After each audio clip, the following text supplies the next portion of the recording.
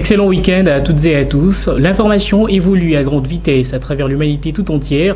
Il est 20h30 dans la capitale congolaise et une heure de plus dans l'est du pays. Mesdames et messieurs, merci de nous choisir pour vous tenir informés. Avant toute chose, voici les principales articulations. La problématique de la crise sécuritaire qui secoue la partie orientale de la République démocratique du Congo était parmi le point saillant de matière retenue lors de la traditionnelle réunion du Conseil de ministres présidée par le président de la République, Félix-Antoine Tshisekedi Tshilombo. L'Association de conférences épiscopales de l'Afrique centrale exhorte le chef d'État de la SADC et de l'EAC à mettre en œuvre les résolutions du sommet conjoint de Dar es Salaam afin de trouver l'issue de sortie de la crise sécuritaire qui prévaut dans la partie est de la RDC. Enfin, la dernière ligne de front de Lubero. Sachez que 55 militaires ont été condamnés à mort pour fuite devant l'ennemi par les tribunaux militaires de garnison de Butembo qui siégeaient dans un procès en flagrance. Voilà tout pour les titres.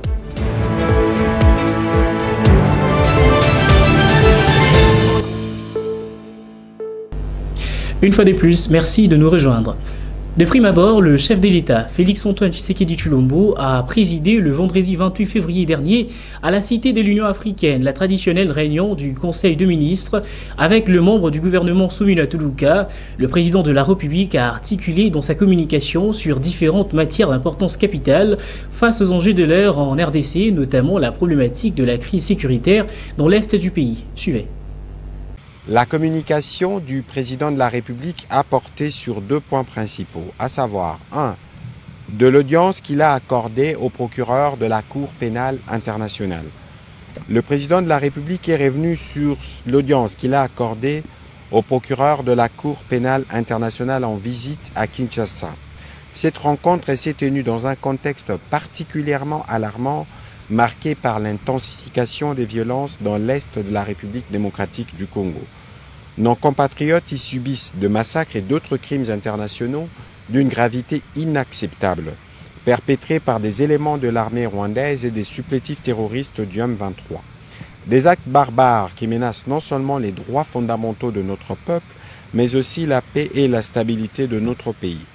À cette occasion, le procureur de la Cour pénale internationale a lancé un appel à témoins sur les dites atrocités dans les zones sous occupation pour que tous ceux qui ont des preuves des crimes de génocide, crimes de guerre ou crimes contre l'humanité les envoient sur le site de la Cour pénale internationale pour permettre de renforcer la documentation des multiples violations de droits humains et d'assurer que les auteurs de ces crimes soient poursuivis en justice. Il nous revient de lancer une forte mobilisation à ces sujets pour faire en sorte que ces atrocités ne restent pas impunies et que la voix de notre peuple soit entendue. Dans ce cadre, le président de la République a engagé le gouvernement, en particulier le vice-premier ministre, ministre de l'Intérieur, le vice-premier ministre, ministre de la Défense, ainsi que le ministre d'État, ministre de la Justice et garde des Sceaux, à sensibiliser les personnes témoins ou victimes de crimes en question, à travers notamment les gouverneurs de province, les acteurs de la société civile, les organisations non gouvernementales ainsi que tous les citoyens vivant dans les provinces affectées.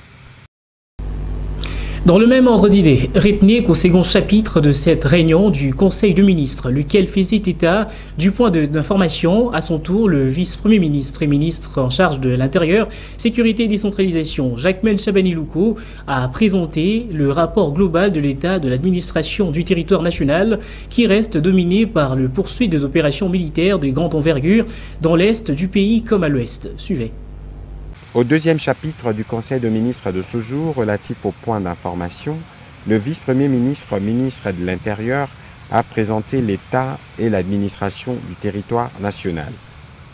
L'état d'esprit de la population a été marqué cette semaine par la condamnation et l'indignation populaire à la suite de la propension à la hausse et grave des crimes et graves violations de droits de l'homme et du droit international humanitaire dans les zones sous occupation rwandaise, particulièrement à Goma et à Bukavu.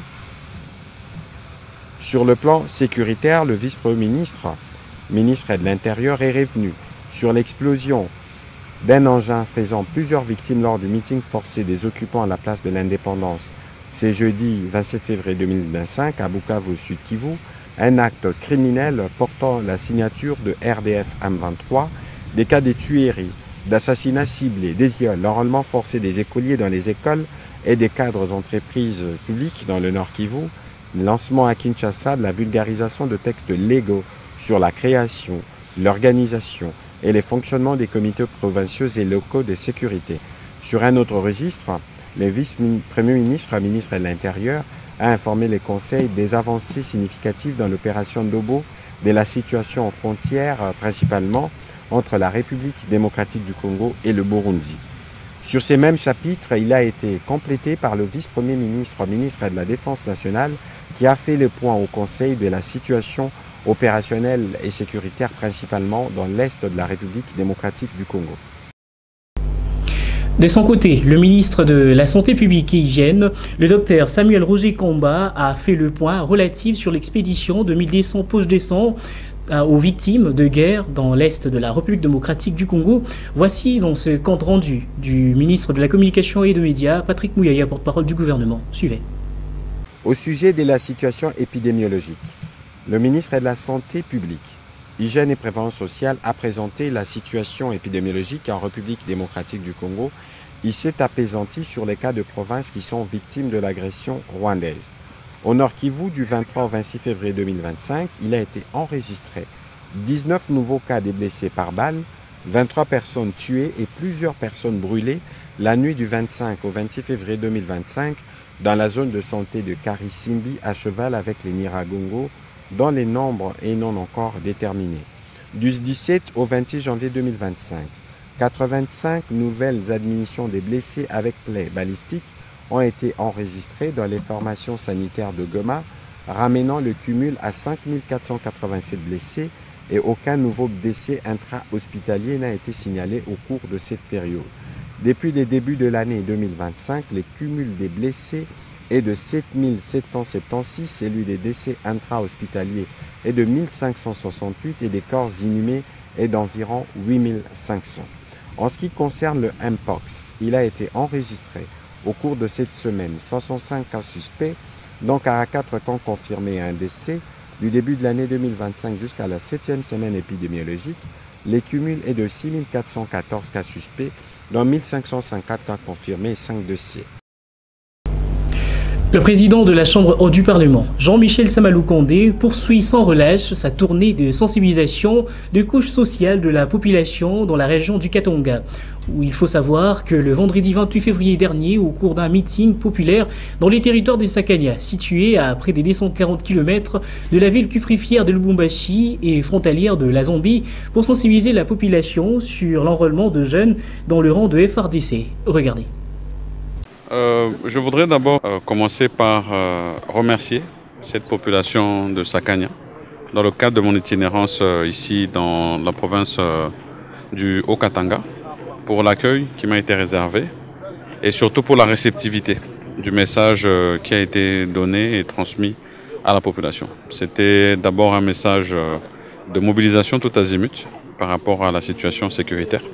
Ce même message que nous faisons passer d'unité et de cohésion comme réponse à l'agressivité et surtout du savoir vivre ensemble et de nous mettre vraiment comme un seul homme pour faire face à ce danger et cette situation de guerre que nous connaissons à l'est de la République démocratique du Congo. Bien sûr, sur les instructions du président de la République, partout où nous allons, nous devons nous enquérir des problèmes de la population, l'homme étant toujours au centre de notre action. Et donc, c'était aussi l'occasion d'échanger sur les particularités de ce territoire qui est frontalier avec la Zambie et donc aussi des attentes de ces populations. Donc, c'était un très bel échange, non seulement avec la population, mais aussi avec les autorités administratives que nous avons rencontrées ici. Notre vœu, c'est de poursuivre cette itinérance, comme nous l'avions déjà annoncé, dans d'autres terroirs du Grand Katanga, et continuer à porter le même message d'unité et de solidarité face à cette situation que nous connaissons à l'Est, particulièrement avec ces événements malheureux que nous avons connus à Bukavu la journée d'hier. Abordant les questions sécuritaires dans la partie orientale de la République démocratique du Congo, sachez que 55 militaires de forces armées de la République démocratique du Congo ont été condamnés à mort pour fuite devant l'ennemi. C'était le vendredi 28 février dans cette partie du territoire national par les tribunaux militaires de garnison de Butembo qui siégeaient depuis le lundi 24 février. Suivez. Au terme de 5 jours d'audience, le tribunal les a reconnus coupables de lâcheté devant l'ennemi, le M23, pour s'être retrouvés loin de leurs unités engagées sur la ligne de front dans les Lubero. Parmi les condamnés, nombreux avaient été arrêtés alors qu'ils tentaient de fuir le rebelle qui occupe des villages. D'autres encore ont été reconnus coupables de pillage, viol, meurtre et assassinat. Sur les 66 militaires jugés, au-delà des 55 condamnés à mort, des autres ont écopé de 2 ans de servitude pénale, un autre de 5 ans et un acquittement. Le tribunal s'est par ailleurs déclaré incompétent à juger 6 prévenus présentés en procédure de flagrance alors qu'ils avaient été arrêtés des mois plus tôt. En décembre 2024, pour l'auditeur du parquet militaire de Butembo, cette action de justice vise à décourager de militaires qui tentent de fuir la ligne de front et à commettre des actes de pillage alors qu'ils sont censés de défendre la patrie et protéger le citoyen congolais. Notons par ailleurs que la discipline c'est la mère des armées, donc pas de l'indiscipline. La défense de condamnés n'est pas satisfaite du jugement prononcé. Maître Gilles Mukweko promet interjecter l'appel. Dans ce même registre, le chef d'État et de gouvernement de la communauté de l'Afrique de l'Est et de la communauté de développement de l'Afrique australe sont appelés à mettre en œuvre les résolutions issues du sommet conjoint tenu très récemment à Dar es Salaam en Tanzanie au début du mois de février de l'année en cours. Cette interpellation émane de l'Association de conférences épiscopales de l'Afrique centrale. Suivez. L'Association des conférences épiscopales de l'Afrique centrale dénonce le comportement de la communauté internationale qui des fois favorise l'exploitation illicite de matières premières. Il fustige les idéologies meurtrières véhiculées ici et là et plaide pour l'ouverture des enquêtes. Dans ces cadres, ils ont apporté leur soutien à l'initiative menée par l'Église catholique et l'Église protestante de la République démocratique du Congo dans leur mission de bons offices. À l'issue du sommet conjoint EAC-SADC organisé à Dar es Salaam en Tanzanie sur la situation sécuritaire dans l'est de la République démocratique du Congo, le chef d'État et de gouvernement de 2 blocs sous-régionaux ont pris une série d'importantes décisions avec effet immédiat qui répondent à l'urgence humanitaire, aux besoins pressants d'une désescalade, aux attentes de Kinshasa pour venir en aide aux populations meurtrières de la ville de Goma en province du Nord Kivu. Si les nouveaux facilitateurs sont déjà connus et le chef d'état-major des armées de la SADC EAC ont tenu leur réunion, plusieurs résolutions issues de ces sommets ne sont pas toujours d'application. La réunion ministérielle prévue à Harare au Zimbabwe le vendredi 28 février dernier a été reportée à une date ultérieure et jusque-là une nouvelle date n'est pas encore connue par les différentes parties prenantes. Alto rumeur dans la province de l'Ituri. Parlons-en dans ce journal. Les forces armées de la République démocratique du Congo et les troupes ougandaises UPDF sont en opération conjointe dans cette partie de la RDC pour lutter contre le terrorisme. Dans ces cadres, le porte-parole du gouvernorat militaire, le lieutenant Jules Ngongo, nous fait le point. Regardez. Nous demandons à la population de rester calme. UPDF, ce n'est pas la première fois qu'il soit en Ituri. Vous le savez, dans les opérations conjointes des Boga, Bourassi, Tchabi. Et donc, c'est dans ces cadres-là, la population doit être calme, apaisée, parce que tout ce qui doit se faire, nous allons communiquer de manière officielle. Et c'est là pour l'intérêt de la population tout entière de l'Ituri. Parce que notre effet final recherché dans ces opérations conjointes, c'est la paix et la sécurité de nos populations. De continuer à vaguer librement à ces occupations, de faire confiance tout d'abord à cette armée et aux institutions de la République. Il ne s'agit pas d'une attaque, parce que si c'était d'une attaque, moi je ne devrais pas être à Boga avec l'UPDF. Et donc soyez-en sûrs que nous sommes là pour vous, avec vous, pour vous et par vous. Nous allons revivre la paix dans toute quiétude. Et à ce moment ici, le vivre ensemble doit nous caractériser. N'oublions pas les contextes. Nous sommes dans un contexte d'agression. Et donc la population doit aiguiser du patriotisme, de l'amour du prochain et surtout de donner la bonne information. De ne pas jouer le jeu de l'ennemi, parce que si vous jouez le jeu de l'ennemi, vous serez considéré comme un ennemi. Continuons à vivre comme nous avons toujours vécu ici dans la ville de Bunia. Ça fait déjà 4 ans. La situation est sous contrôle. Nous continuerons toujours dans cet élan. Restons dans cette partie richissime de la RDC. Chose étonnante, les habitants de la ville de Bunia, chef-lieu de la province de l'Ituri, résistent et refusent d'adhérer au sein de mouvements rebelles tels que le M23 et l'Alliance Fleuve Congo dirigée par Corneille Nangaa. Ils restent déterminés à ne pas se livrer à toute tentative de manipulation. Suivez.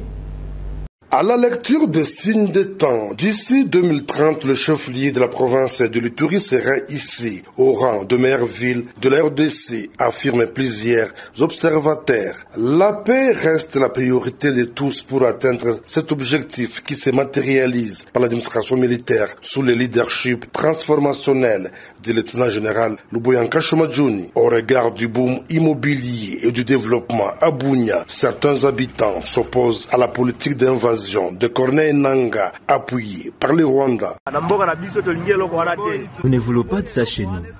Que cela s'arrête seulement là-bas. Pas ici, à Ituri.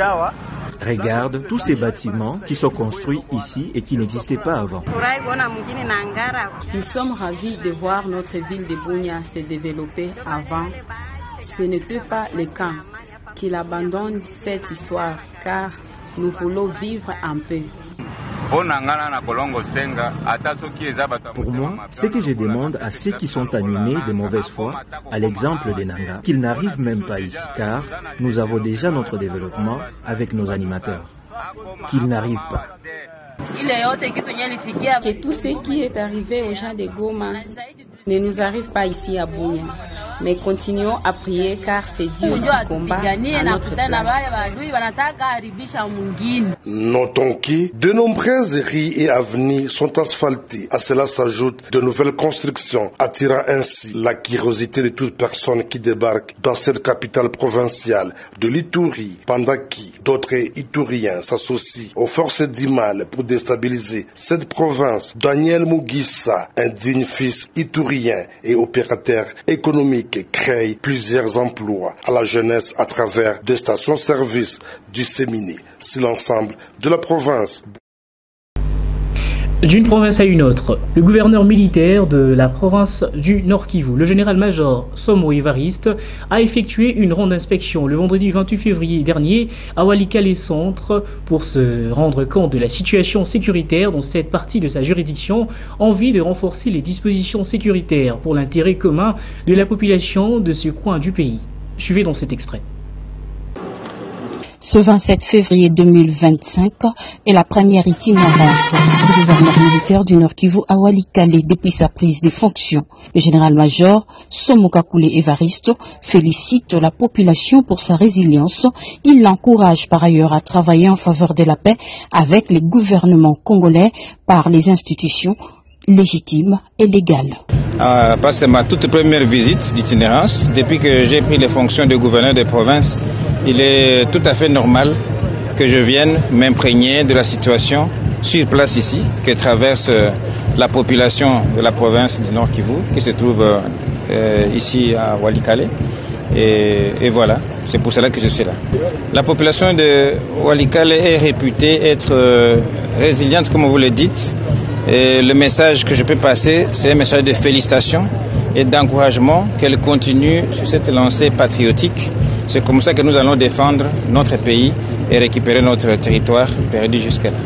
Après l'aérodrome de Kigoma, le gouverneur a eu une séance de travail à la hauteur des enjeux sécuritaires de l'heure à l'état-major 34e région militaire, secteur Wanyanga. En tout cas, nous sommes tellement satisfaits de sa visite ici, dans le secteur de Wanyanga, plus précisément dans le territoire de Walikale. Vous savez, c'est notre autorité de référence au niveau provincial. Et avec cette situation sécuritaire qui est devenue de plus en plus dégradante, c'est vraiment un sentiment de satisfaction et de réconfort moral à ma population du secteur de Wanyang et celle du territoire de Walikale en général. C'était avant d'échanger avec l'administrateur du territoire et le comité local de sécurité. Il est prévu dans l'agenda du gouverneur militaire du Nord Kivu la rencontre avec différentes couches sociales et quelques visites du terroir. Autre chose dans ce journal, le service national poursuit sans désemparer ses actions à travers l'étendue nationale, selon la vision du commandant suprême des forces armées de la République démocratique du Congo et de la police nationale congolaise, Félix Antoine Tshisekedi Tshilombo.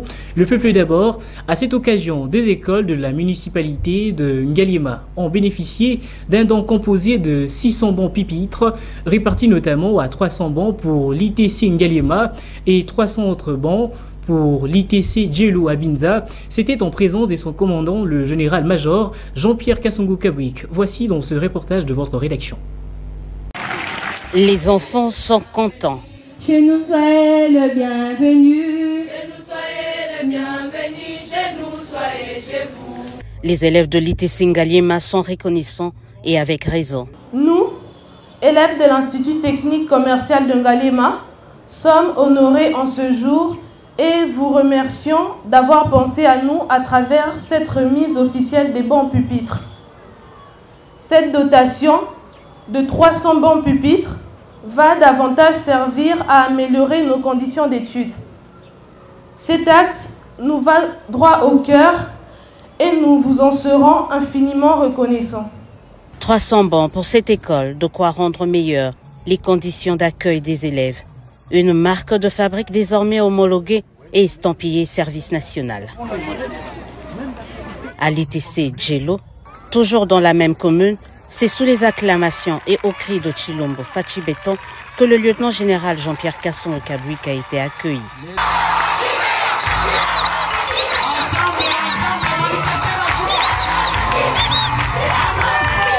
Ici, dans cette école datant de l'époque coloniale et subissant des réhabilitations ponctuelles, partielles, faisant face à la spoliation, l'émissaire de Félix Tshisekedi est porteur non pas d'une lettre, mais des bancs, synonyme d'un espoir qui renaît, l'assurance des lendemains meilleurs, d'où ce remerciement des élèves.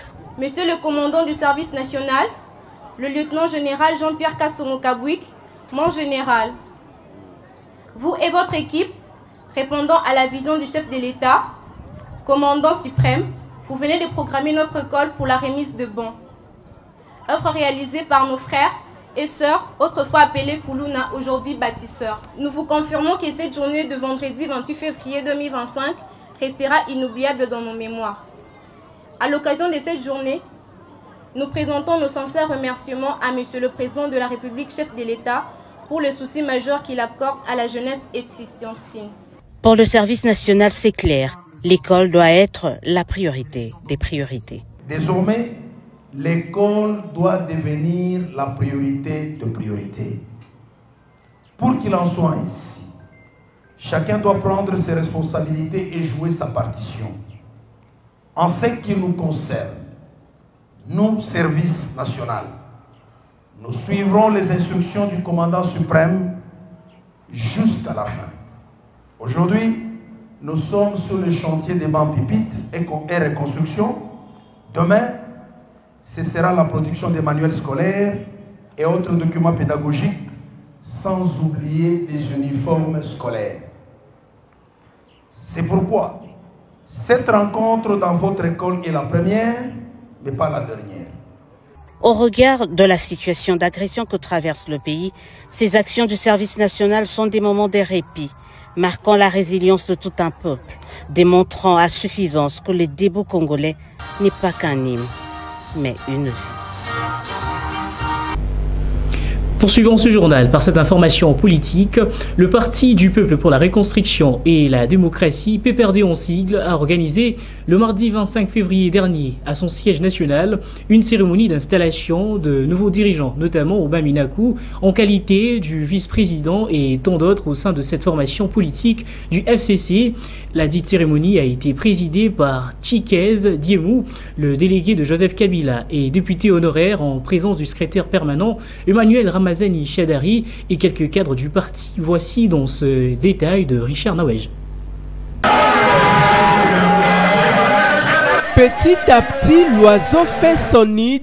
Fini le moment du silence, l'ère est à la réorganisation et de la restructuration au sein du PPRD, parti politique cher à Joseph Kabila Kabange, l'ancien président de la RDC, au regard des enjeux sociopolitiques de l'ère et du rendez-vous électoral qui se pointe à l'horizon 2028 en République démocratique du Congo. Dans ce cadre, Aubin Minakou a été officiellement installé comme vice-président par Tchikez Diemou, le délégué de Joseph Kabila Kabange, autorité morale de cette formation politique du FCC, mais aussi en présence d'Emmanuel Ramazani Chadari, secrétaire permanent ainsi qu'à leurs adjoints. Pour lier l'utile à l'agréable, Aubin Minakou s'est exprimé en ces termes. Viva! Viva! Nom de Dieu! PPRD Mouyombozi! Lorsqu'il me désigne, il y a une phrase claire. Et moi, j'essaie d'être un homme attentif dans la décision. Il dit ceci: je vous désigne vice-président national du PPRD pour épauler le camarade. Secrétaire permanent. Donc, il n'y a pas de place à polémique. Nous devons travailler la main dans la main. Nous devons, chacun là où il se trouve, faire une méditation. Il y a des pasteurs parmi nous, barbus ou pas. Une méditation, une introspection pour savoir quelle est ma part négative et quels sont mes atouts. Brûler la part négative par Jésus-Christ, par Allah, et la part positive, la mettre sur table pour que le PPRD, le chef a dit, il faut être prêt à tout. Cette activité politique a connu une ambiance toute particulière, marquée par les ovations de sympathisants qui ont pris part à cette grande activité organisée au siège du parti. En sa qualité du secrétaire permanent de ce parti politique pilote de la famille politique de Joseph Kabila Kabange FCC, Emmanuel Ramazani Chadari a livré ses impressions. Nous avons remercié l'initiateur du parti qui a désigné notre collègue, professeur Aubin Minakou, comme vice-président national du parti. Le chef a dit que la restructuration continue. Bientôt, on va se mettre au travail pour restructurer les organes nationaux, les organes provinciaux et les organes locaux. Amen. Comme le doyen Tchikez vous a indiqué dans son speech. Donc, avec cette nouvelle vision du parti, par rapport au contexte actuel, vous savez que l'État n'existe plus, il n'y a plus de gouvernement, la gouvernance est éhontée et inique. Notons par ailleurs que cette restructuration du Parti du Peuple pour la reconstruction et la démocratie par son initiateur, Joseph Kabila Kabange, intervient au moment où ce dernier a décidé de briser le silence. Parlons cette fois-ci de valeurs nutritives. Que savez-vous de l'ananas? Complétez votre connaissance à travers ces détails de votre rédaction. Suivez. L'ananas est connu principalement pour son fruit comestible, qui est en réalité un fruit composé. Il se cuisine aussi bien dans les desserts que dans le plat sucré salé. Riche en vitamines et minéraux, il apporte une multitude de bienfaits pour la santé. L'ananas est hydratant, rafraîchissant, de sa très grande richesse en eau. Il est anti-inflammatoire et analgésique. Il a un bon pouvoir antioxydant. Ils peuvent contribuer à prévenir l'apparition de plusieurs maladies, entre autres le cancer, les maladies cardiovasculaires et diverses maladies chroniques, en neutralisant le radicaux libre du corps. Il est une source de manganèse et de cuivre. Il est riche en vitamines B1, B6, C, vitamine A, les folades, les fer, les sodium, les calcium, les potassium. Il favorise la circulation sanguine et diminue le risque de maladies cardiovasculaires. L'ananas a une action bénéfique sur la digestion de protéines et non de graisses, contrairement aux idées reçues grâce à la broméline qu'il contient. C'est ici que s'achève cette grande édition d'information. Vous étiez nombreux à nous suivre. Avant de vous quitter, place au rappel de principaux titres. La problématique de la crise sécuritaire qui secoue la partie orientale de la République démocratique du Congo était parmi le point saillant de matière retenu lors de la traditionnelle réunion du Conseil de ministres présidée par le président de la République, Félix-Antoine Tshisekedi Tshilombo. L'association de conférences épiscopales de l'Afrique centrale exhorte le chef d'État de la SADC et de l'EAC à mettre en œuvre les résolutions du sommet conjoint de Dar es Salaam afin de trouver l'issue de sortie de la crise sécuritaire qui prévaut dans la partie est de la RDC. Enfin, la dernière ligne de front de Lubero. Sachez que 55 militaires ont été condamnés à mort pour fuite devant l'ennemi par les tribunaux militaires de garnison de Butembo qui siégeaient dans un procès en flagrance. Voilà tout pour les titres.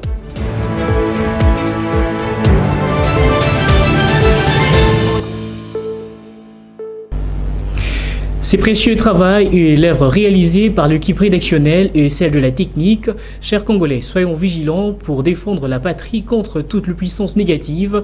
Que la paix du Seigneur demeure sur l'ensemble du territoire national. Je vous retrouve prochainement avec la même ferveur. Excellent week-end à vous et bonne suite de programme sur nos antennes de Kinactu Télévision.